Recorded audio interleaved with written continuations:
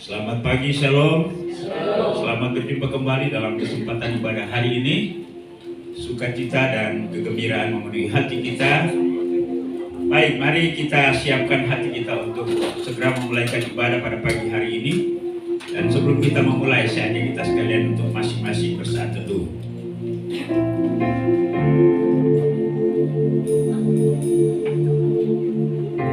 Firman Tuhan dalam Kisah Para Rasul pasal 1 ayat 9 sampai dengan 11. Sesudah ia mengatakan demikian, terangkatlah ia, disaksikan oleh mereka, dan awan menutupinya dari pandangan mereka. Ketika mereka sedang menatap ke langit waktu ia naik itu, tiba-tiba berdirilah dua orang yang berpakaian putih dekat mereka, dan berkata kepada mereka, "Hai orang-orang Galilea, mengapakah kamu berdiri melihat ke langit? Yesus ini yang terangkat ke surga meninggalkan kamu, akan datang kembali dengan cara yang sama, seperti kamu melihat dia naik ke surga." Saja kita sekalian untuk bangkit berdiri, kita siapkan pujian, katakan, "Manis kau dengar." Kembali kami bersama-sama pada pagi hari ini Tuhan. Kami berada di hadirat untuk beribadah, memuji, memuliakan nama Tuhan, mendengarkan firman-Mu. Kami percaya kehadirat-Mu di tengah-tengah kami. Penuhi kami dengan roh-Mu, tuntun kami dalam hal kami memuji, menyembah. Segala pujian hormat bagi nama Tuhan.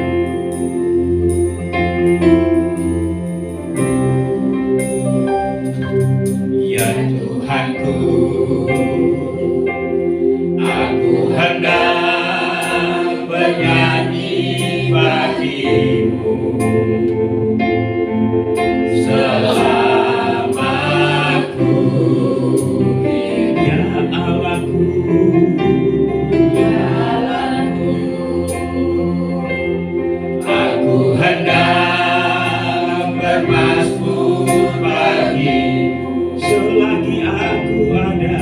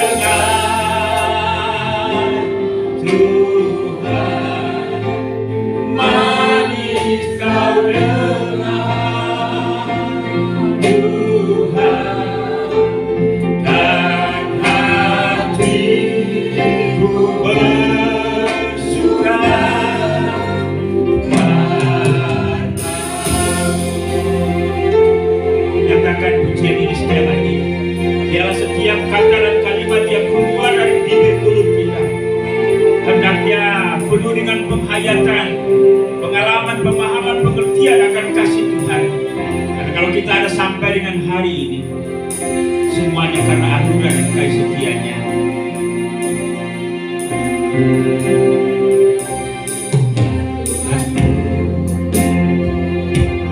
Aku hendak bernyanyi bagimu selama ku hidup.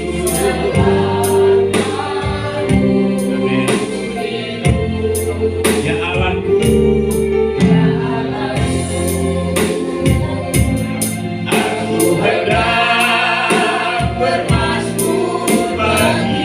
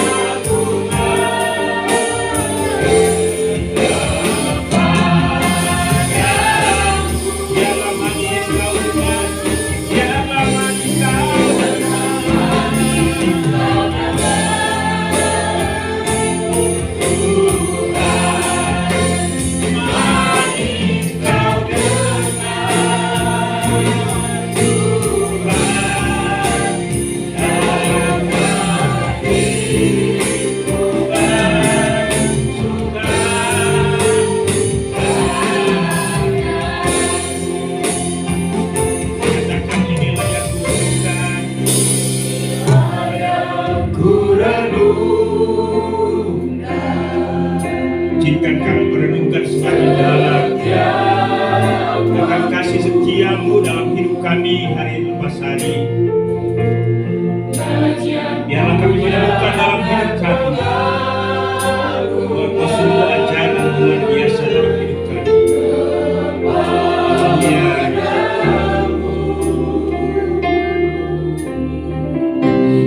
Biarlah manis kau dengar Tuhan, manis kau dengar Tuhan, dan hatiku bersuka.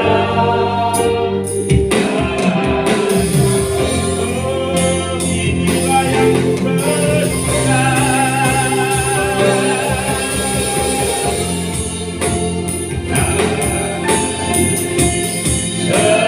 Setiap waktu nyanyian pujian dan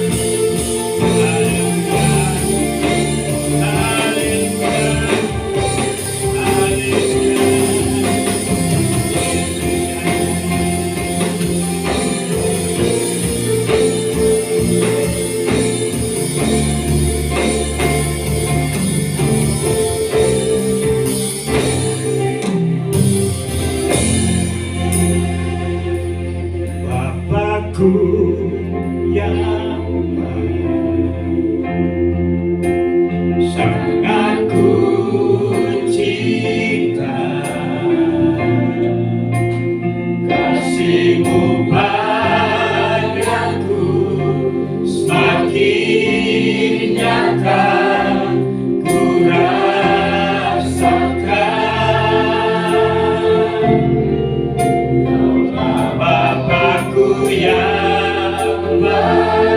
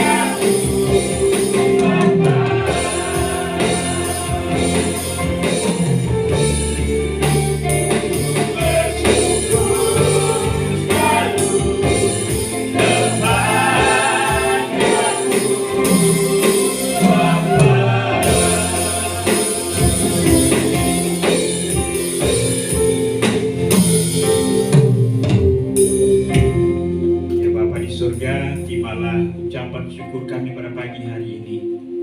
Ya naik di hadapan-Mu. Kami bersyukur dan berterima kasih untuk setiap langkah yang Kau sertai dalam perjalanan hidup kami sampai pagi hari ini. Kembali lagi selaku umat ketebusan-Mu datang menghampiri tahta anugerah-Mu. Kami beribadah, kami memuji, menyembah-Mu, mendengarkan firman-Mu. Bersuka cita bersama-sama. Kami percaya kehadiran-Mu di tengah-tengah kami. Muliakan nama-Mu, tinggikan diri-Mu dalam ibadah ini. Kami percaya bahwa melalui ibadah hari ini Tuhan mau berkati kami. Mohon urapan bagi setiap hamba-hamba-Mu yang melayani. Kami persembahkan pelayanan ini hanya untuk kehormatan Bapa, Anak, dan Roh Kudus. Terima kasih ya Tuhan. Dari awal pertengahan hingga selesainya ibadah kami pada pagi hari ini, kami tabiskan hanya di dalam nama Allah Bapa, Allah Anak, dan di dalam tuntunan Roh Kudus. Haleluya, sama-sama kita katakan amin. Sekali lagi saya menyapa shalom. Shalom. Mari salami saudara kanan kirimu. Kita lanjutkan ibadah kita. Kita angkat pujian, katakan hatiku percaya Tuhanlah kekuatan dan makmur. Mari kita berkata-kata.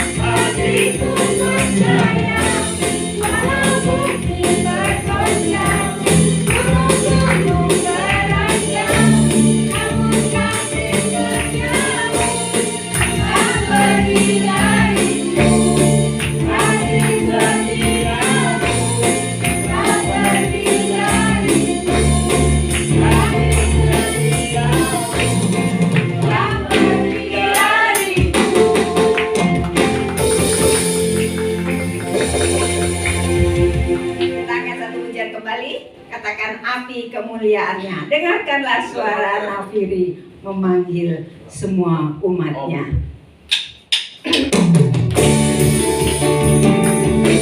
Dengarkanlah suara nafiri.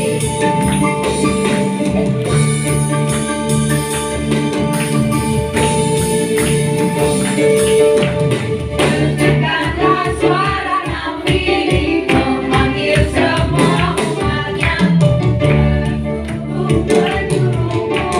Datang untuk menyembahnya. Dengarkanlah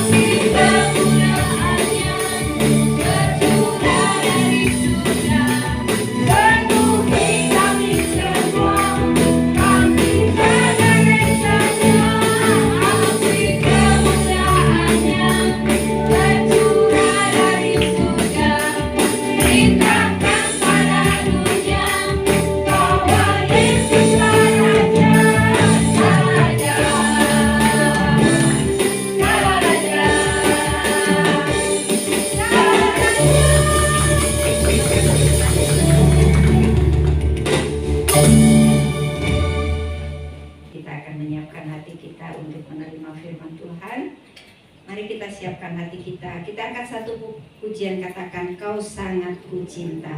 Katakan bersyukur selalu bagi kasih-Mu.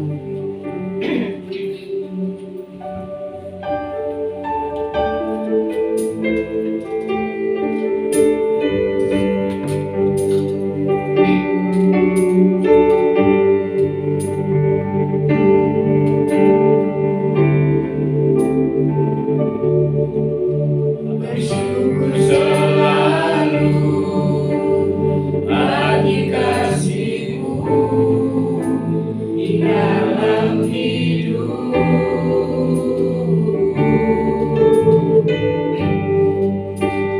Takkan ku ragu atas rencana-Mu untuk masa depan.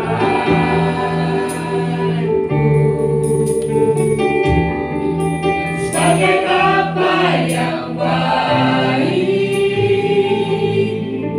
takkan pernah Kau meninggalkanku. Sebagai Bapa yang sangat baik, takkan pernah Kau meninggalkanku.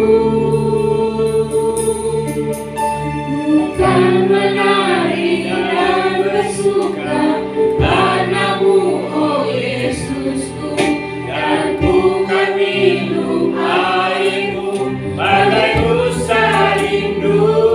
Selalu ku hidup dalam-Mu dan hidup-Mu di dalamku, oh Yesusku.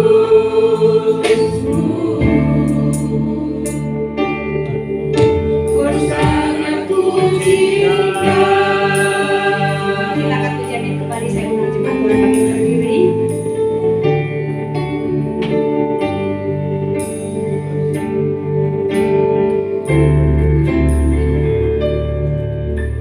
Bersyukur selalu bagi kasih-Mu di dalam hidup. Takkan ku ragu. Jangan ku ragu atas rencana-Mu untuk masa depan. Sebagai Bapa yang baik, Sebagai Bapa yang baik, takkan pernah Kau melupakanku. Sebagai Bapa yang sangat baik, takkan pernah Kau meninggalkanku. bukan menari dan bersuka karena-Mu, oh Yesusku, Dan bukan minum air-Mu bagai rusa rindu. Selalu ku hidup dalam-Mu dan hidup-Mu di dalam-Mu, oh Yesus. bukan menari. Bukan menari dan bersuka karena-Mu, oh Yesusku, dan bukan minum air-Mu bagai rusa rindu.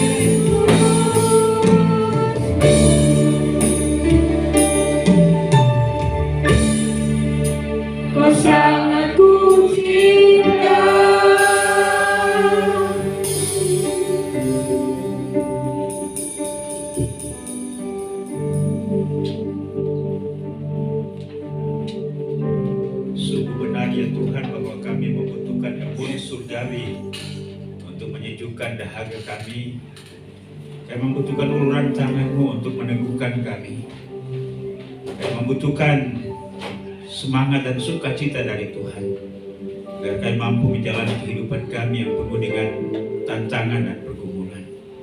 Terima kasih untuk kekuatan baru yang Tuhan berikan, karena kami menyadari bahwa pada dasarnya kami lemah, kami rapuh. Tapi puji Tuhan bahwa Engkau tidak membiarkan kami dalam kelemahan dan kerapuhan kami. Kesaksian-kesaksian hari ini dipersembahkan untuk kemuliaan Tuhan dan meneguhkan setiap kami yang mendengar. Ini tiba saatnya kami akan belajar firman-Mu ya Tuhan. Karena itu kami mohon Tuhan Engkau tuntun kami, Roh Kudus, maknai firman ini dalam batin kami dan mampukan kami untuk menerimanya, serta kami dimampukan juga untuk melakukannya. Tuhan, tolong hamba-Mu supaya dapat menyatakannya dengan jelas, dan ketika kami menangkapnya, kami bisa menerimanya. Terima kasih Bapa di sorga, terpujilah nama-Mu. Inilah doa kami. Hanya dalam nama Yesus Tuhan dan Juru Selamat kami, firman yang hidup. Kami sudah berdoa kepada Bapa di sorga. Haleluya. Amin. Puji Tuhan, silakan duduk.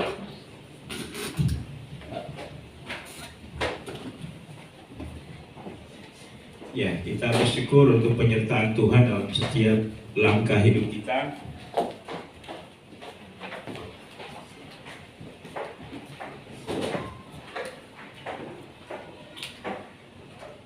Ya, kita ada di hari ini karena pertolongan Tuhan. Baik, mari saja kita sekalian untuk membuka bagian firman Tuhan yang terambil dalam kitab Kisah Para Rasul.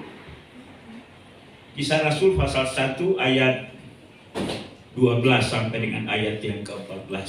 Karena ayat ini cukup singkat, saya ajak kita untuk membacakannya bersama-sama. Kisah Para Rasul pasal 1 ayat 12 sampai dengan ayat yang ke-14.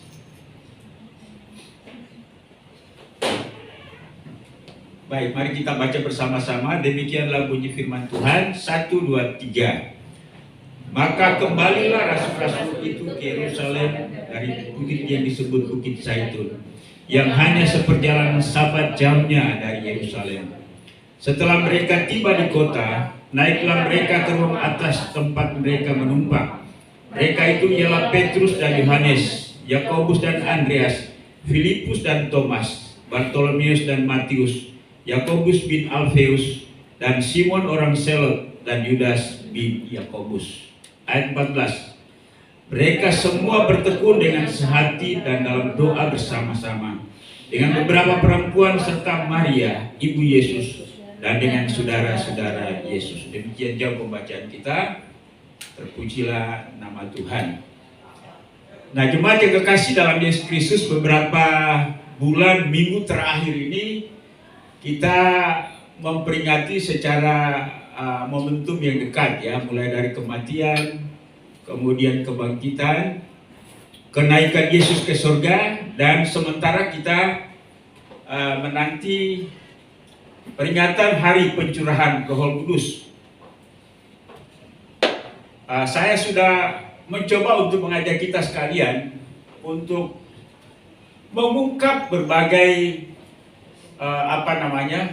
ide, gagasan, kebenaran-kebenaran yang ada dalam seputar peristiwa-peristiwa ini. Ya, minggu yang lalu saya sudah katakan bahwa dalam keberadaan kita selama 20 tahun itu sebagai seorang pengkhotbah itu memang cukup kesulitan ya. Mengapa? Karena dia harus belajar untuk mengeksplor ide-ide, gagasan-gagasan, kebenaran-kebenaran apa yang ada di dalam Alkitab ini. Ya, saya sampai sekarang ini belum ada yang menegur saya dengan berkata bahwa Pak, ini materi ini, khotbah ini sudah disampaikan di minggu yang lalu atau bulan yang lalu. Ya, nah itu memang kesulitannya bagi seorang gembala. Tapi kalau seorang penginjil itu ya cukup mempersiapkan 1-2 khotbah lalu kemudian dia khotbahkan itu di mana-mana. Tapi kita tidak mungkin menyediakan khotbah berkali-kali berulang-ulang pada audiens atau jemaat yang sama. Ya. Nah, karena itu memang sekali lagi ya seorang pengkhotbah khususnya gembala ditantang ya, atau tertantang untuk dapat mengembangkan diri dalam bagaimana mencoba untuk menelusuri seluruh kebenaran-kebenaran yang terkandung dalam Alkitab ini, sehingga khotbahnya tidak itu saja. Amin Bapak Ibu. Ya. Jadi itu kesulitan tersendiri. Tapi memang ya artinya bahwa ya inilah yang harus dipahami dan disadari oleh seorang pengkhotbah. Sekali lagi bahwa kita sudah mencoba untuk mengeksplor atau menggali ide, gagasan, kebenaran-kebenaran apa yang terkandung dalam setiap peristiwa, ya, entah itu kematian, kebangkitan, kenaikan Yesus ke surga. Dan hari ini atau minggu ini kita berada di dalam masa 10 hari pasca kenaikan Kristus ke surga sebelum hari Pentakosta atau turunnya Roh Kudus. Jadi kenaikan Kristus ke surga adalah merupakan awal atau dari suatu fase baru dalam pelayanan para murid. Ya, kita tahu bahwa selama 3,5 tahun dalam keberadaan Yesus dengan para murid itu, hampir setiap hari mereka berkeliling, berjalan dari kampung ke kampung, dari kota ke kota. Kalau kita melihat peta pelayanan Yesus itu memang sangat luas. Ya, bayangkan Yudea, Samaria. Bahkan hari-hari ini daerah pelayanan Yesus itu sudah melewati lintas negara. Ya. Jadi tidak hanya Yerusalem, Palestina, tetapi juga masuk sampai ke Syria. Syria itu yang cukup agak jauh ya. Yordania, daerah-daerah itu. Dulu itu belum ada mobil, belum ada pesawat. Puluhan, ratusan kilometer Yesus berjalan kaki dari kampung ke kampung. Dan saya rasa itu ya luar biasa. Ya. Jadi Bapak Ibu kalau berada puluhan tahun di satu daerah itu, hampir setiap jengkal tanah itu pasti Bapak Ibu ingat. Ya. Bekasi ini ya, saya baru kemarin itu dari Gedung Juang. Ya, Bapak Ibu tahu Gedung Juang 45 Bekasi? Nggak tahu ya, itu daerah Tambun Selatan gitu ya.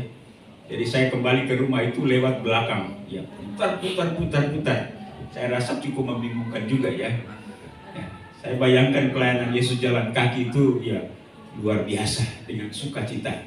Saya rasa bahwa dalam para murid itu kadang-kadang bersubut-subut juga ya, berbantah-bantah dengan Yesus. Ya.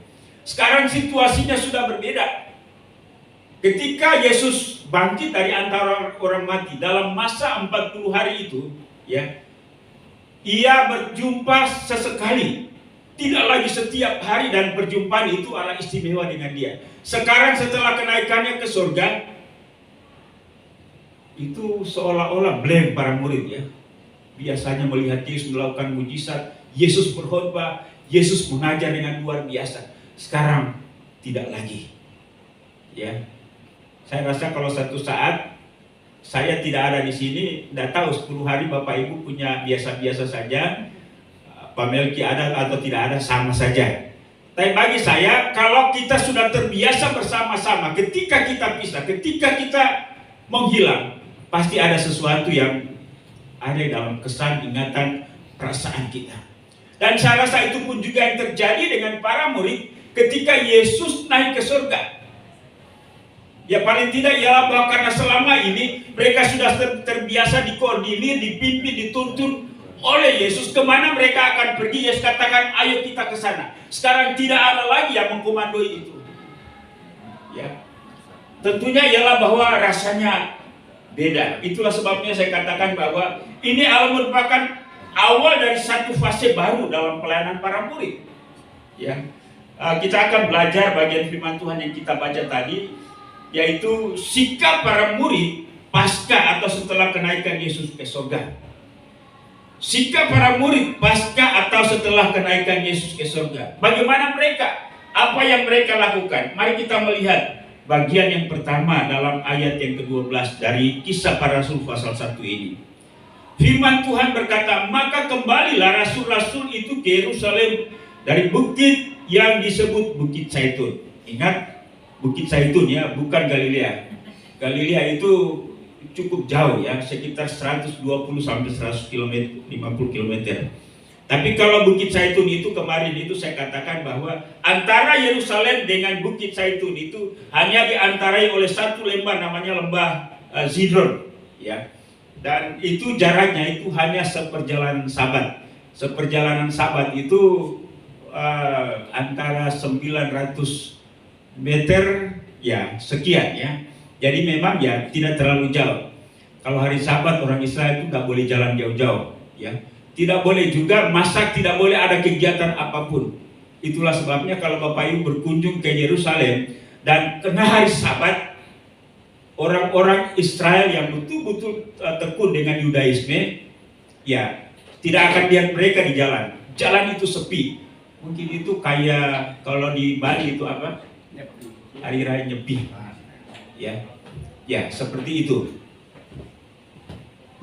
Ya, jadi setelah itu mereka turun dari Bukit Zaitun itu lalu kemudian naik, dan saya rasa bahwa mungkin tidak terlalu jauh dari lembah Sidron itu, karena ya seperti yang saya katakan kemarin, jarak antara Yerusalem dengan Bukit Zaitun itu ya hampir 3 km ya. Jadi itu berarti bahwa itu di bawah turunan ya, dan tidak terlalu jauh dari Masjid Al-Aqsa ya, kondisinya kalau kita bayangkan sekarang ini.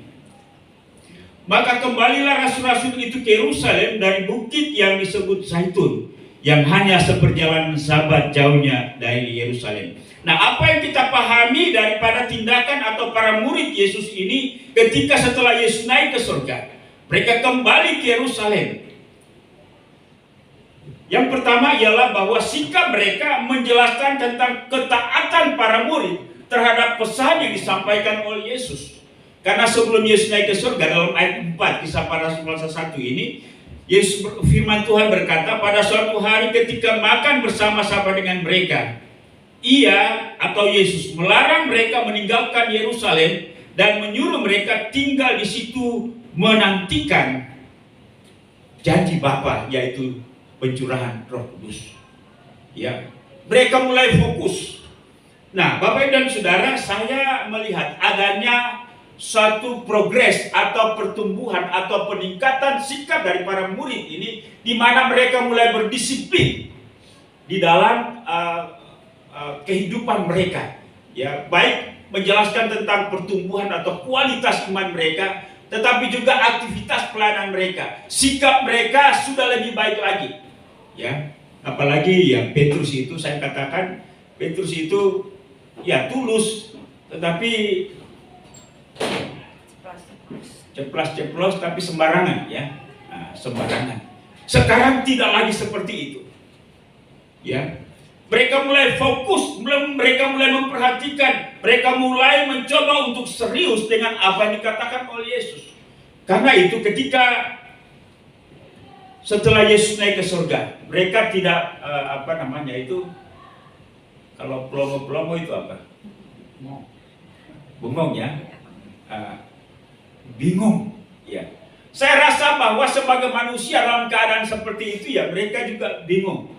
Tidak ada lagi Yesus yang mengomandoi kita, tidak ada lagi Yesus yang kita harapkan untuk mendahului kita apa yang akan kita lakukan. Dan saya rasa bahwa disinilah momentum mereka mulai menyadari diri. Bapak Ibu dan Saudara yang dikasih dalam Yesus Kristus, ya katakanlah ibarat sebuah keluarga, anak-anak mungkin 5-10 selama ini dikomandoi oleh ayah mereka, mau apa, mau bagaimana, sering dibangunin, tapi ketika ayah mereka meninggal, apa yang terjadi? Ya, bingung kan? 1-2 hari, malah sampai 10 hari itu mereka belum move on, ya. Apa yang mau kita kerjakan? Jelas pasti mereka mengingat pesan orang tua mereka setelah orang tua mereka meninggal. Dan Yesus setelah naik ke surga, para murid ini mulai, ya kalau boleh saya katakan, beranjak dewasa dalam pemikiran, ya, dalam mentalitas. Mereka harus siap untuk menggantikan Yesus di dalam mengambil keputusan apapun. Kemana mau apa, mau seperti apa, mereka mulai maju.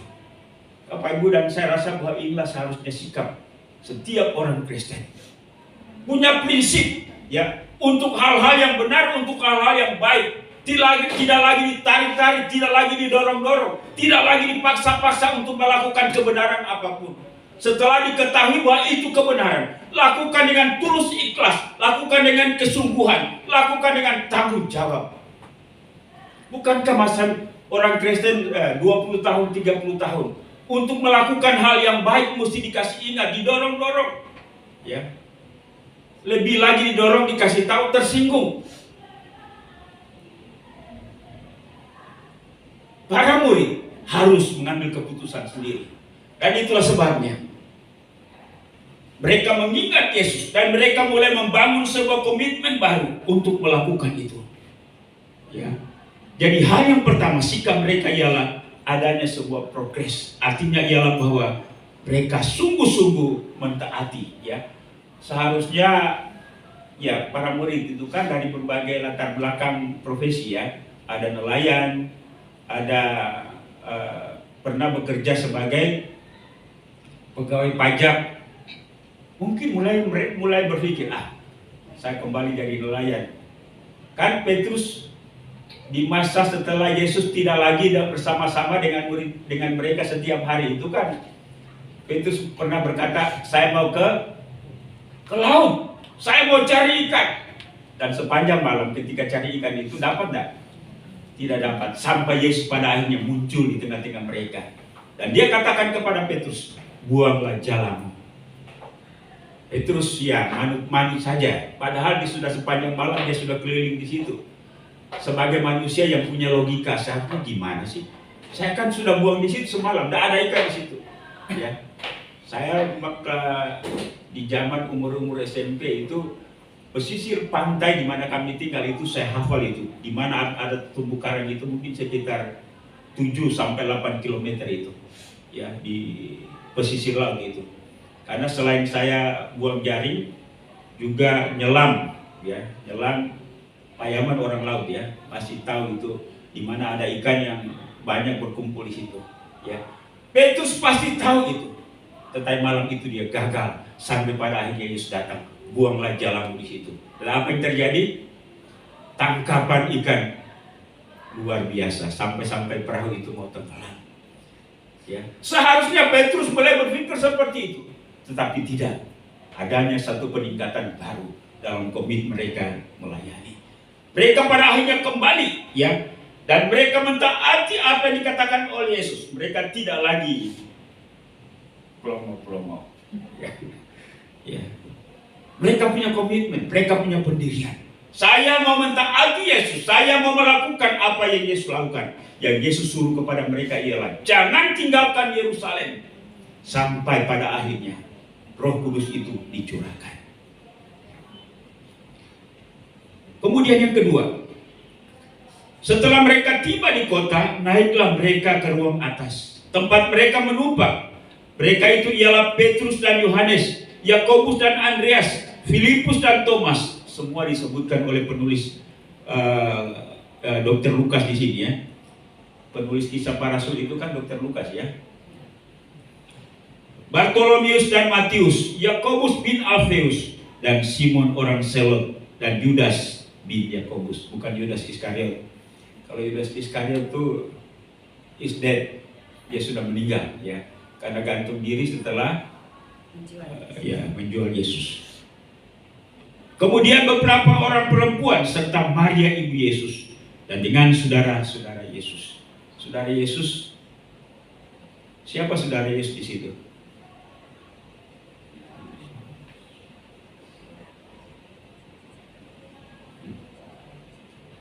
Yudas, ya, ada Yudas yang disebut dengan Yehuda juga, penulis kitab Yudas di terakhir itu, ya.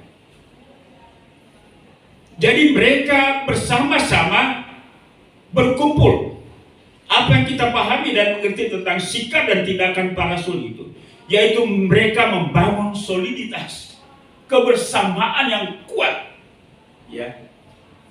Sekali lagi bahwa memang ketika tidak ada sosok, tidak ada figur yang bisa diharapkan, maka mereka mulai mengambil inisiatif dalam batin mereka, ya. Semua mereka harus bersatu. Mereka harus punya inisiatif. Sekarang tidak ada lagi istilahnya main-main. Sekarang tidak ada lagi waktunya untuk jalan sendiri-sendiri. Mari kita membangun kesatuan. Mari kita membangun kebersamaan untuk visi dan misi yang telah ditinggalkan oleh Yesus, yang telah diamanatkan oleh Yesus. Bapak Ibu dan Saudara, kesatuan gereja sampai dengan hari ini gereja masih tak bersatu. Supaya gereja-gereja itu memiliki kesatuan. Itulah yang didoakan oleh Yesus dalam Yohanes pasal 14. Jadikan mereka satu sama seperti kita menjadi satu. Kesatuan yang hak, kesatuan yang sesungguhnya. Bapa, Anak, dan Roh Kudus. Itu yang didoakan Yesus dalam Yohanes pasal 17, bukan? Jadikan kami satu, itu kerinduanmu, agar dunia tahu bahwa kita ini berasal dari Allah. Mereka mulai membangun soliditas yang kuat, ya. Dan kita tahu bahwa soliditas ini pada akhirnya mereka keluar dari kepentingan diri mereka masing-masing. Sampai dengan kita melihat Kisah Para Rasul pasal 4. Dan itu juga terkontaminasi kepada setiap orang yang mereka injili, yang mereka jangkau, yang merupakan bagian daripada persekutuan keluarga Allah. Sehingga ada catatan Alkitab yang menjelaskan bahwa apa yang dimiliki oleh satu orang itu menjadi semuanya. Termasuk yang terpengaruh sesaat itu siapa? Ananias dan Safira. Tetapi Ananias dan Safira rupanya setelah itu mereka mengingkari niat mereka. Kesatuan mereka adalah kesatuan yang sangat luar biasa, yang memiliki kualitas kokoh, kuat, dan tidak mungkin dihancurkan oleh apapun, walaupun katakanlah kesulitan, bahkan maut sekalipun. Inilah yang terjadi. Dan apatah lagi ketika Roh Kudus turun, maka mereka membangun soliditas yang lebih luar biasa lagi. Bapak Ibu dan Saudara, tentunya ialah bahwa ketika kita mulai membangun sebuah kebersamaan, ada berbagai macam persepsi tentang kesatuan itu. Ada yang ya hanya mau nyaman-nyaman saja, ya. Ada yang mau bersatu, ya karena ada keluarga saya di situ, ada kenalan saya, ada sahabat saya, ada orang satu kampung saya. Tetapi ada yang membangun kesatuan karena sebuah pemahaman bahwa saya ada di sini karena Kristus memanggil saya untuk bertumbuh dan melayani di sini. Itulah sebabnya di dalam membangun sebuah kebersamaan semuanya tidak mulus-mulus. Ya. Seiring berjalannya waktu, minggu, bulan, tahun, kita akan saling mengenal, saling mengerti, saling mengetahui kelakuan-kelakuan, sikap-sikap kita, baik itu baik maupun buruk, bukan? Tetapi apakah dengan keberadaan seperti itu kita menjadi tawar hati? Kesatuan yang sesungguhnya akan tetap memperjuangkan itu. Dan inilah yang dibangun. Kita tahu juga bahwa dalam kebersamaan para murid ini, para hamba-hamba Tuhan ini dalam menjalankan visi dan misi Kristus, mereka banyak juga berbeda. Ya, Paulus pernah berbeda juga dengan Petrus. Mereka saling menegur. Tapi setelah mereka menyadari kelemahan dan kekurangan mereka, mereka sadar. Dan pada akhirnya hati mereka dipenuhi dengan damai sejahtera, sukacita, kegembiraan dalam melaksanakan amanat agung, mengemban tugas pelayanan yang dititipkan oleh Yesus kepada mereka. Dan inilah yang seharusnya terjadi dengan gereja, yang terjadi dengan jemaat. Karena itu kita membangun kebersamaan, bukan karena ditentukan oleh mood, bukan karena kita, walaupun memang kita punya kepentingan di situ, tapi itu tidak menjadi alasan kuat untuk kita membangun kebersamaan. Kita membangun kebersamaan karena memahami bahwa Tuhan memanggil saya di sini dan saya harus tetap memperjuangkan kebersamaan ini. Memang kita semua tidak sempurna. Ada situasi-situasi tertentu kita bersikap buruk. Kita mungkin dingin, kita mungkin pernah tersinggung, kita pernah marah, kita pernah mengucapkan kata-kata yang tidak enak. Tapi setelah itu, mari kita menyadari dan kita memperbaiki diri. Dan seharusnya itu yang terjadi, bukan? Amin, Bapak Ibu. Ya.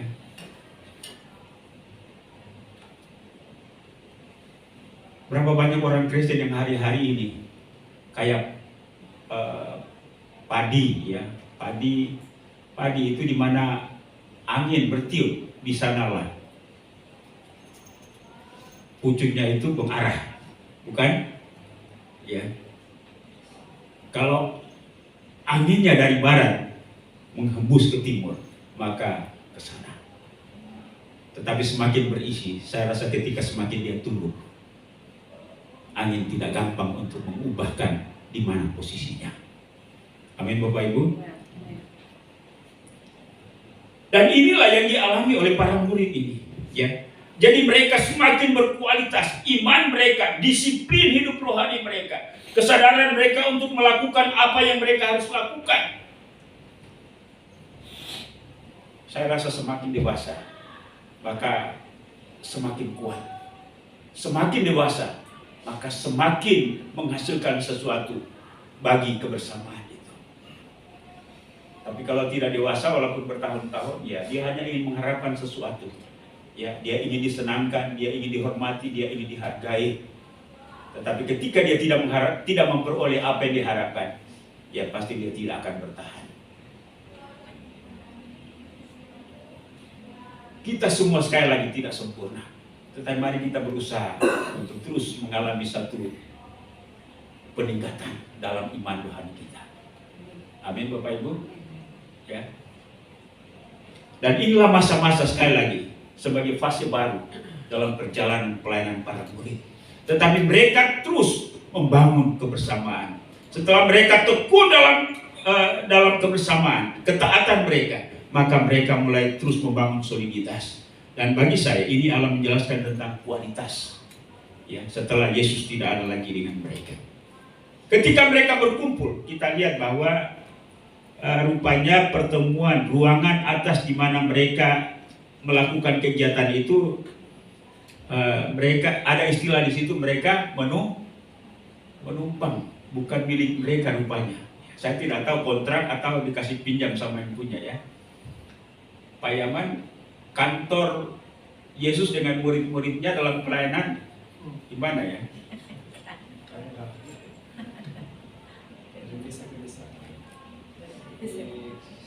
Saya agak kaget juga lihat menumpang ini kan. Dengar rupanya selama Yesus berkeliling melayani itu mereka tidak punya kantor, ya, tidak punya home base, ya, mereka hanya pinjam, ya, pinjam kayak kita juga kontrak, ya,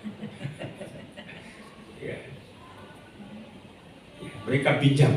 Waktu mereka juga mungkin di ruangan ini juga pada waktu mereka makan minum perjamuan kudus, ya. Mereka tidak makan minum perjamuan kudus itu di bait Allah, bukan, ya, di ruang atas. Dan itu kemungkinan di tempat ini juga, ya. Saya belum telusuri apakah di tempat ini atau di tempat yang lain, ya. Tapi itu bukan milik mereka. Ruangan itu mereka numpang, mereka pinjam atau dipinjamkan. Tapi walaupun demikian mereka tidak tawar hati. Mereka melakukannya dengan sungguh-sungguh. Apa yang mereka lakukan dalam ruangan itu? Mari kita lihat ayat 14. Mereka semua bertekun dengan sehati dalam doa dan bersama-sama. Bapak, Ibu, dan Saudara, doa secara teori orang katakan adalah nafas hidup, adalah komunikasi. Tetapi doa juga merupakan bentuk kesungguhan daripada gereja Tuhan, daripada murid-murid Tuhan, daripada anak-anak Tuhan dalam membangun relasi dengan Bapa di surga. Amin, Bapak Ibu. Karena itu ya kita jangan sepelekan doa. Kita berdoa di sini ya baru sebulan sekali, itu pun juga hanya beberapa menit, bukan? Kemarin di postingan hamba-hamba Tuhan itu ada beberapa gereja kemajuan Indonesia berdoa selama 10 hari itu ada ibadah mereka. Ya. Selama 10 hari ada ibadah doa yang disebut dengan doa menantikan pencurahan Roh Kudus. Ya, kita tidak lagi menantikan tetapi memperingati hari pencurahan Roh Kudus. Tapi paling tidak ialah bahwa ini membangun semangat dan soliditas mereka. Ya. Di dalam katakanlah memperjuangkan eksistensi masa depan daripada pelayanan mereka. Saya rasa selama 20 tahun kita belum pernah berdoa selama 10 hari setiap hari di sini, bukan? Mau? Nah, itu masalahnya kan? Mau enggak Bapak Ibu? Enggak ada yang jawab. Mikir. Berat ya. Dan persoalannya yang saya pikir, kenapa orang lain bisa, kita tidak bisa. Sebenarnya bukan masalah tidak bisa, niat kita mau atau tidak. Tapi itu juga menentukan kelas kita. Ya. Ada beberapa gereja Kemajuan Indonesia yang ya memulai doanya ya. Salah satu yang saya lihat itu Grace Ministry yang mereka pinjam ruangan juga di kantor Kalam Hidup itu. Jadi ya mereka doanya itu ya sering dipublikasikan. Jadi mereka berdoa selama 10 hari sampai dengan hari H, peringatan pencurahan Roh Kudus. Mereka bertekun dengan sehati dalam doa bersama. Sekali lagi ini penting. Ya. Doa merupakan kekuatan gereja, doa merupakan kekuatan keluarga Allah, doa merupakan kekuatan hamba Tuhan dalam mengatasi problem apapun yang terjadi di dalam kehidupan pelayanan, bahkan juga dalam keluarga. Kita tidak bisa melakukan segala sesuatu dengan kekuatan kita. Kita tidak bisa melakukan segala sesuatu dengan pemikiran dan ide-ide kita. Walaupun ide-ide atau gagasan-gagasan itu strategis dan luar biasa, tapi kalau tidak dibarengi dengan kuasa Tuhan, maka semuanya akan gagal. Karena itu mari kita penting ya, mari kita coba memberikan perhatian, perenungan terhadap pentingnya doa ini. Dan itu yang dilakukan oleh para murid ini sampai pada akhirnya Roh Kudus itu dicurahkan. Dan saya rasa bahwa inilah sikap yang benar, inilah sikap yang tepat yang dilakukan oleh para murid. Dan pada akhirnya apa yang dijanjikan oleh Bapa tergenapi, yaitu hari Pentakosta di mana Roh Kudus dicurahkan. Karena itu Bapak dan Saudara, firman Allah, Alkitab ini adalah kebenaran. Tetapi Alkitab ini walaupun kebenaran, punya kuasa, tetapi kalau kita tidak meresponinya dengan baik, kita tidak meresponinya dengan benar, maka kita tidak akan memperoleh apapun dari Alkitab ini. Bapak Ibu setuju? Harus ada sikap, harus ada respon. Itulah sebabnya tema firman Tuhan kita pada pagi hari ini. Sikap para murid pasca kenaikan Yesus ke surga menjelang hari Pentakosta atau dicurahkannya Roh Kudus. Mereka taat terhadap apa yang disampaikan oleh Yesus. Kemudian mereka membangun soliditas. Lalu yang terakhir, mereka bertekun dengan sehati dalam berdoa bersama-sama. Inilah seharusnya menjadi sikap kita juga. Tidak hanya menjadi sikap para rasul. Dan pada akhirnya mereka kuat secara rohani. Ketika mereka melayani, mereka tidak takut apapun. Bahkan mereka mengorbankan nyawa mereka. Dan ini juga memberikan kekuatan dan kuasa bagi berlangsungnya penginjilan sampai di seluruh dunia dan sampai dengan kita pada hari ini. Karena itu sikap ini belum diubah oleh Alkitab. Sikap yang benar, sikap yang tepat belum pernah diubah oleh Alkitab, yaitu tentang ketaatan dan kesetiaan gereja Tuhan, murid-murid Tuhan terhadap perkataan Yesus. Membangun soliditas dan kebersamaan, karena pelayanan pekerjaan Tuhan tidak bisa dibangun sendiri-sendiri. Tidak bisa dibangun sendiri-sendiri dan masing-masing, tetapi perlu kerjasama, perlu kebersamaan, perlu kekuatan bersama. Dan yang terakhir adalah bertekun dan sehati dalam doa. Karena itu mari kita merenungkan, apakah ketiga hal ini sudah kita miliki? Kalau belum, kita harus memiliki. Karena tidak bisa tidak. Selaku keluarga Allah, kita harus memiliki ketiga sikap ini. Amin Bapak Ibu. Kiranya Tuhan memberkati kita sekalian dalam masa fase 10 hari sampai dengan hari pencurahan Roh Kudus. Itu minggu depan ya. Kita akan terus belajar. Saya berharap bahwa apa yang saya sampaikan tidak lewat begitu saja, tapi masuk dalam pikiran, perenungan kita, dan juga kita membangun komitmen yang kuat untuk meresponinya dan melakukannya dalam hidup kita. Kalau kita tidak melakukannya, memang menyedihkan buat saya bahwa 20 tahun saya menyampaikan firman Tuhan, kebenaran-kebenaran itu hanya lewat saja, dan itu menjadi lip service dalam ibadah kita. Dan firman Tuhan itu kita tidak melakukannya. Saya rasa bahwa saya berdosa dan kita pun juga berdosa. Firman Tuhan disampaikan untuk dilakukan. Amin. Kiranya Tuhan memberkati kita sekalian. Haleluya. Mari musik ke depan, kita akan mempersiapkan diri untuk masuk dalam perjamuan kudus.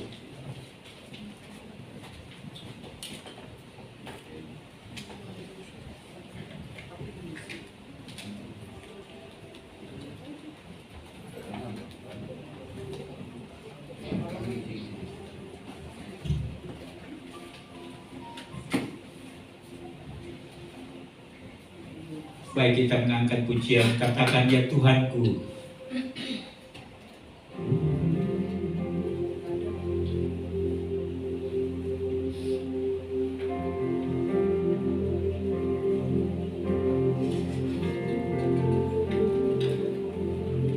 Ya Tuhanku, aku hendak bernyanyi bagimu selama aku hidup. Ya Allahku, aku hendak bermazmur bagimu selagi ku ada, selagi ku ada. Inilah yang ku renungkan, inilah yang ku renungkan. Setiap waktu nyanyian pujian dan pengagungan, nyanyian pujian dan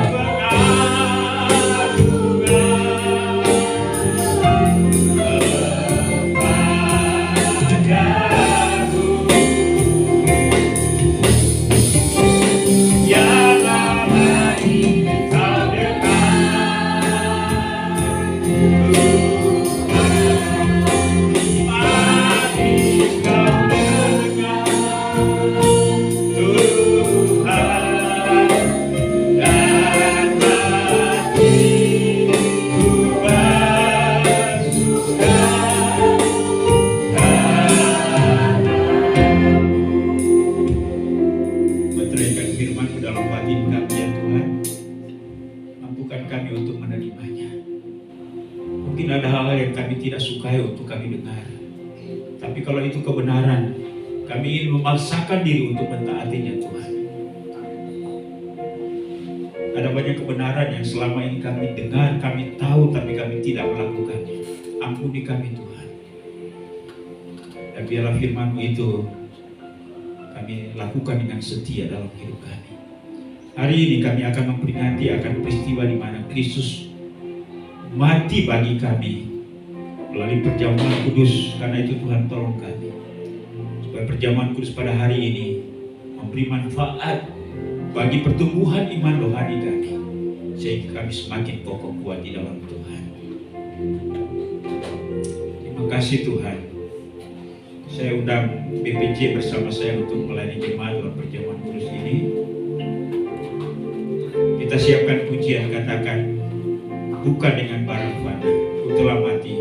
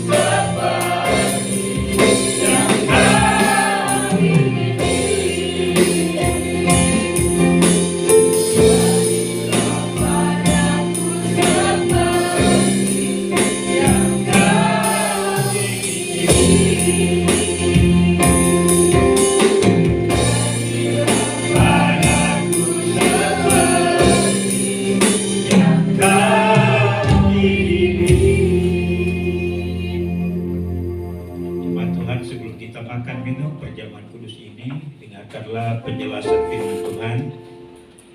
Jadi barang siapa dengan cara yang tidak layak makan roti atau minum cawan Tuhan, ia berdosa terhadap tubuh dan darah Tuhan. Karena itu hendaklah tiap-tiap orang menguji dirinya sendiri, dan baru sesudah itu ia makan roti dan minum dari cawan itu. Karena barang siapa makan dan minum tanpa mengakui tubuh Tuhan, ia mendatangkan hukuman atas dirinya. Saya berikan kesempatan bagi setiap kita untuk masing-masing mengintrospeksi diri dan berkomunikasi dengan Tuhan. Kalau ada sesuatu yang diakui, akuilah itu, minta ampun kepada Tuhan. Kalau Bapak Ibu ingin membangun komitmen baru dalam mengikut Tuhan dan melayani Tuhan, nyatakan itu kepadanya. Dia akan meneguhkan kita. Kalau dia di antara Bapak Ibu juga yang punya pergumulan, bahkan kondisi kesehatan yang lemah, sakit, berserulah kepadanya, ia sanggup untuk mengulurkan tangan dan menyembuhkan dan menguatkan kita. Pergunakan waktu ini untuk menerima kasih karunia Tuhan.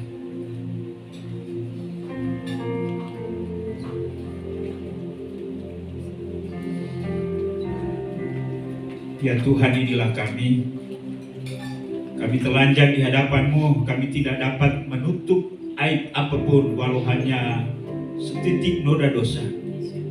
Kami mengakui itu di hadapan Tuhan. Ampuni kami. Kalau selama ini hati kami keras terhadap kebenaran-kebenaran Alkitab tertentu, lembutkan hati kami supaya kami melakukannya itu. Baik yang berkaitan dengan kesetiaan kami, waktu kami, tenaga kami, uang yang Engkau titipkan pada kami, sikap hati kami yang mungkin kecewa dan membenci. Ampuni kami Tuhan. Kami rindu supaya kami melakukan seluruh kebenaran-Mu dalam hidup ini. Kami ingin hidup menyukakan hati Tuhan. Bukakan hati kami juga supaya kami berani untuk menceritakan Injil Kristus Yesus kepada orang lain. Kalau kami juga ada masalah, sakit, lemah, kami mohon kesembuhan daripada Tuhan. Pulihkan hidup kami, dan jangan biarkan kehidupan rohani kami begitu-begitu saja suam-suam kuku. Karena kami ingin maju, kami ingin bangkit sama seperti para murid ini, sehingga mereka dipakai dengan luar biasa dan dahsyat dalam pelayanan. Terpujilah nama-Mu ya Tuhan. Mari kita angkat hosti yang ada di tangan kanan kita dan dengarkan firman Tuhan.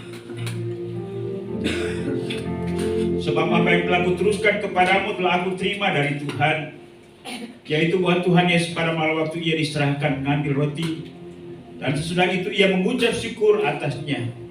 Ia memecah-mecahkannya dan berkata, inilah tubuhku yang diserahkan bagi kamu. Perbuatlah ini menjadi peringatan akan Aku. Mari kita makan bersama-sama.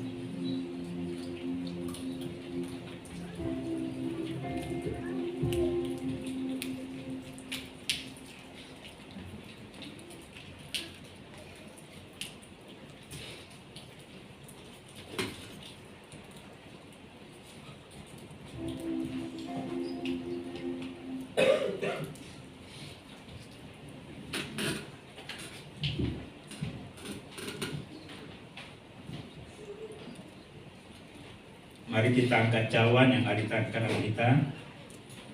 Demikian juga Ia mengambil cawan sudah makan lalu berkata, cawan ini adalah perjanjian baru yang dimeteraikan oleh darahku. Perbuatlah ini setiap kali kamu minumnya, menjadi peringatan akan Aku. Mari kita minum bersama-sama.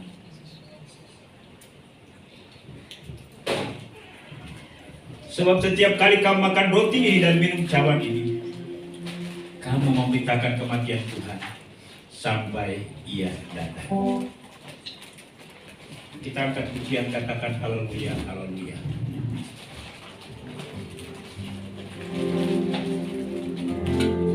Haleluya, haleluya, haleluya, haleluya, haleluya.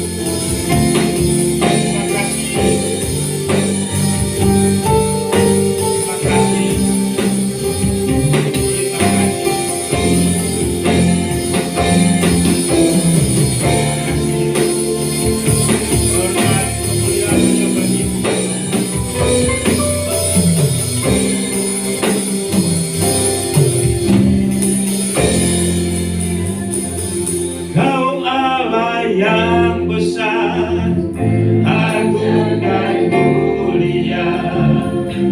Kau Yesus yang selalu membuatku terpesona. Segala pujian bagimu ya Tuhan. Hanya Kau yang layak. Kau Allah yang besar, Kau Allah yang besar, ajaib dan mulia. Kau Yesus yang selalu membuatku terpesona. Segala pujian bagimu ya Tuhan. Hanya Kau yang layak Tuhan. Hanya Kau yang layak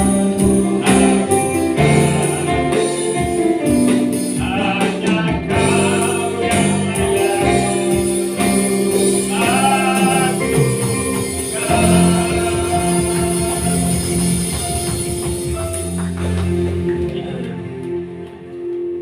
Segala pujian, hormat, kemuliaan kami persembahkan hanya bagi-Mu Tuhan.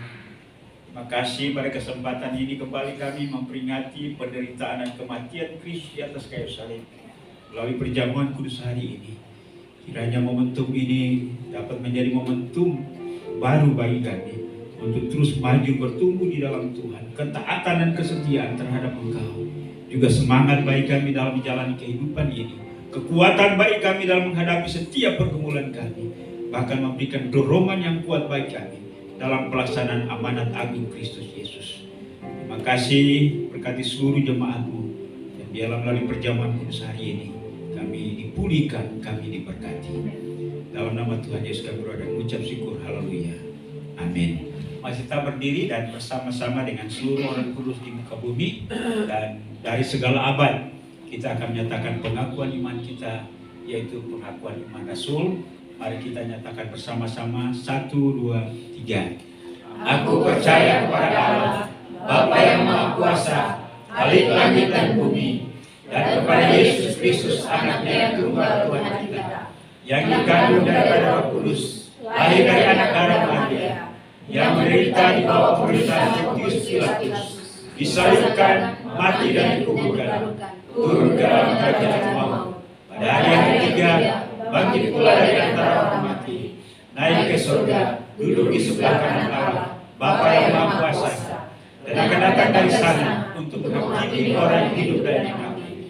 Aku percaya kepada Roh Kudus, Gereja yang kudus dan am, persekutuan orang kudus, pengampunan dosa, kebangkitan tubuh, dan hidup yang kekal. Amin. Silakan duduk, Tuhan memberkati.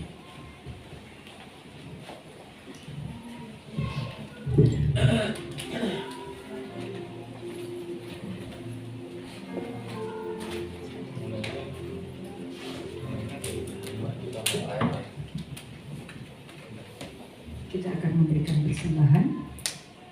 Saya mengundang Erika untuk menjalankan kantong persembahan. Sebelum persembahan dijalankan, saya akan membacakan satu ayat di dalam firman Tuhan. Di dalam Maleakhi 3 ayat 10 dan 12.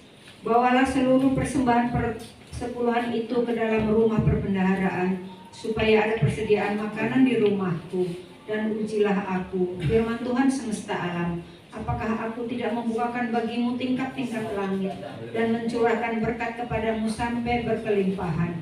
Maka segala bangsa akan menyebut kamu berbahagia, sebab kamu ini akan menjadi negeri kesukaan, firman Tuhan semesta alam. Mari kita satu dalam doa. Bapa yang baik, Bapa yang senantiasa memelihara setiap kehidupan kami, terima kasih Tuhan untuk kehidupan kami.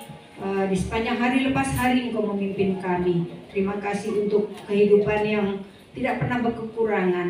Bahkan kami dicukupkan dalam hari lepas hari untuk kehidupan kami. Terima kasih Tuhan, setiap hari Tuhan mencukupkan dengan kebutuhan kami. Terima kasih, sebentar kami akan memberikan persembahan apa yang sudah Tuhan berikan kepada kami. Kami percaya Tuhan, setiap anak-anak-Mu yang memberi dengan penuh sukacita akan hidup berkelimpahan di dalam Tuhan. Biarlah Engkau memberikan hikmat pada setiap hamba-Mu yang mengelola daripada keuangan ini Tuhan, dan biarlah menjadi membesarkan untuk pekerjaan-Mu. Terima kasih Tuhan, terima kasih. Terpujilah nama-Mu. Di dalam nama Tuhan Yesus kami mengucap syukur. Haleluya. Amin. Kita angkat satu pujian, katakan, oh betapa indahnya. Baurat. Ya.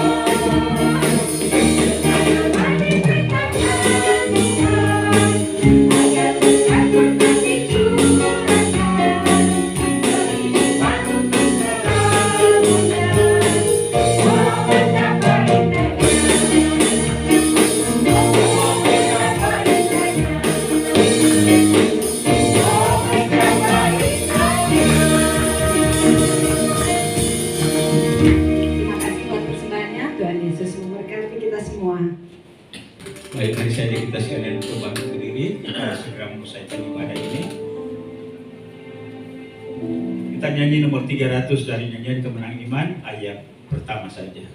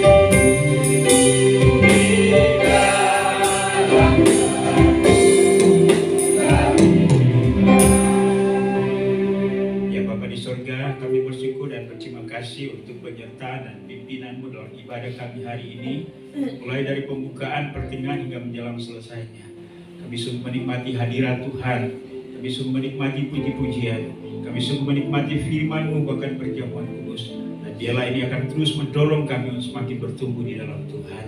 Terima kasih untuk semua hamba-hamba yang Tuhan sudah pakai dalam pelayanan hari ini. Apapun bagian pelayanan yang Tuhan percayakan, kami sudah lakukan itu dan kami persembahkan itu untuk kemuliaan Tuhan. Terima kasih juga untuk semua jemaat yang hadir pada hari ini. Kami percaya kami telah bersukacita bersama-sama di hadapan Tuhan. Dan Tuhan dimuliakan melalui ibadah hari ini. Kita terus berdoa untuk pertumbuhan iman rohani daripada seluruh jemaat Marturia. Biarlah kami semakin mengasihi Tuhan, mengasihi sama. Kami semakin menghasilkan buah kehidupan rohani, kesetiaan, ketaatan. Akan kasih kami semakin bertumbuh di dalam Tuhan. Terima kasih juga. Biarlah kehidupan kami semakin menyukakan hati Tuhan. Pakai kami untuk menjadi saksi-Mu, untuk mengajak orang percaya kepada Kristus. Bapa di surga, hamba juga berdoa untuk kehidupan rumah tangga, hubungan suami istri, anak orang tua, adik kakak. Biarlah pelihara sehingga ada damai sejahtera, sukacita yang kami nikmati setiap hari. Biarlah kami memberkati rumah tangga kami dengan kehidupan kami yang sesuai dengan firman-Mu. Ya Bapa di surga, kami juga berdoa buat jemaat-Mu yang mengalami kondisi kesehatan yang kurang baik. Mari Tuhan jamah sembuhkan mereka, dan biarlah mereka boleh memperoleh kesehatan itu dan menggunakannya untuk memuliakan Tuhan. Siapapun anggota jemaat-Mu, baik yang hadir maupun tidak hadir. Demikian pun juga kami mau berdoa untuk usaha dan pekerjaan jemaat-Mu. Tuhan Engkau memberkati, baik itu usaha mereka sendiri maupun mereka bekerja pada perusahaan orang lain. Tuhan Engkau tolong jemaat Tuhan yang baru mencari pekerjaan, Tuhan tolong pertemukan pekerjaan yang sesuai, sehingga melalui pekerjaan itu ada ketersediaan keuangan untuk kecukupan dalam kebutuhan hidup setiap hari. Terima kasih Bapa di surga. Kami juga mau berdoa Tuhan untuk anak-anak kami yang bersekolah. Kami mohon hikmat, akal budi, kemampuan dan kesanggupan untuk belajar. Mereka yang akan melanjutkan pendidikan ke jenjang yang lebih tinggi. Tuhan Engkau berkati. Secara khusus kami berdoa untuk anak kami Yonatan. Tuhan Engkau tolong dia supaya dia dapat tembus pada perguruan tinggi di mana saat ini dia akan tuju, dan dia boleh kuliah dan selesai tepat pada waktunya. Anak-anak yang sementara demikian pun juga dengan Bastian, mari Tuhan Engkau tolong anak ini supaya dia juga boleh lulus pada perguruan tinggi di mana dia akan kuliah nanti. Bahkan juga anak-anak kami yang lain, Tuhan Engkau memberkati mereka. Anak-anak kami yang lain sementara mengikuti ulangan-ulangan kenaikan kelas pada minggu ini, Tuhan Engkau tolong memberkati sehingga mereka boleh berhasil naik kelas, nama Tuhan dipuji dan dipermuliakan. Ya Bapa di dalam surga, kami juga mau berdoa buat jemaat Tuhan yang mengalami pergumulan yang kami sendiri tidak tahu, tapi Tuhan Maha tahu. Kami mendukung, menopang mereka. Ulurkan tangan-Mu yang penuh dengan kuasa agar mereka boleh memperoleh solusi terhadap masalah yang mereka hadapi. Ya Bapa di sorga, kami juga berdoa buat keluarga kami, saudara-saudara kami yang tidak bersama dengan kami karena mereka di tempat yang lain. Kami terus berdoa untuk Pak Koni yang ada di Bogor. Demikian pun juga Ibu Vivi yang ada di Amerika, Alvin, Ina, demikian pun juga Tirta, Claudia, Jerry, Anggi bersama dengan anak-anak mereka. Tuhan Engkau memberkati, juga Pak Yosef, Tuhan Engkau memberkati mereka di sana, dan biarlah mereka juga tetap mengingat kami sehingga kami terus bersatu dalam roh, pertumbuhan iman rohani kami, sehingga kami semakin hari semakin kokoh di dalam Tuhan. Terima kasih Bapa di sorga. Kami secara khusus berdoa untuk Pak Yaman yang akan berangkat ke Bandung. Tuhan Engkau sertai dia dalam perjalanan ya, dengan pekerjaan atau pelayanan baru di sana. Tuhan Engkau tolong apa yang menjadi harapannya. Ya Tuhan menjadi gembala kami, menuntun kami agar kami mengambil sikap dan keputusan yang benar dan tepat bagi masa depan kami. Terima kasih Bapa di sorga. Sekali lagi kami mau berdoa untuk usaha Ibu Pri yang baru dibuka. Terima kasih untuk 1 bulan kami melihat perkembangan-perkembangan yang ada. Biarlah Tuhan terus berkarya sehingga usaha ini boleh maju. Juga untuk seluruh usaha jemaat Marturia. Bapa di surga, kami berdoa juga untuk hamba-hamba Tuhan yang sakit.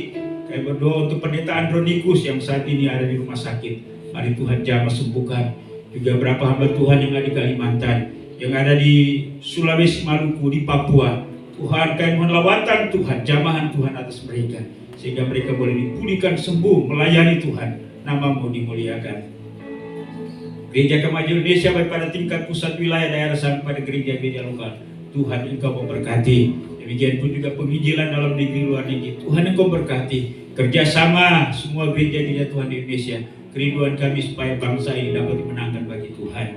Kami berdoa juga untuk pemerintah bangsa dan negara kami. Tuhan Engkau berkati Presiden, Wakil Presiden, para menteri, jajaran pemerintahan dan pusat sampai ke daerah, semua lembaga tinggi negara, TNI, Polri. Tuhan Engkau memberkati, khususnya daerah Kota Bekasi, Kabupaten Bekasi di mana kami berdomisili. Tuhan memberkati wali kota, wakil wali kota, DPRD tingkat 2. Tuhan juga Engkau memberkati. Dan biarlah kesejahteraan kota ini menjadi kesejahteraan kami juga. Terima kasih juga untuk persembahan jemaat pada hari ini. Tuhan Engkau memberkati persembahan ini. Jemaat yang sudah memberi dengan sukacita, baik itu persembahan khusus, persembahan sukarela, persembahan janji iman, persembahan persepuluhan. Tuhan Engkau tolong. Dan biarlah juga persembahan dapat mendukung pelayanan pekerjaan Tuhan di tempat ini. Kami percaya pemberian kami akan mendatangkan berkat bagi setiap kami. Inilah doa kami pada hari ini Tuhan. Kami percaya bahwa Roh Kudus akan menyempurnakan doa kami, karena doa ini disampaikan hanya dalam nama Yesus, Tuhan dan Juru Selamat kami. Haleluya. Bapa, terima kasih. Bapa,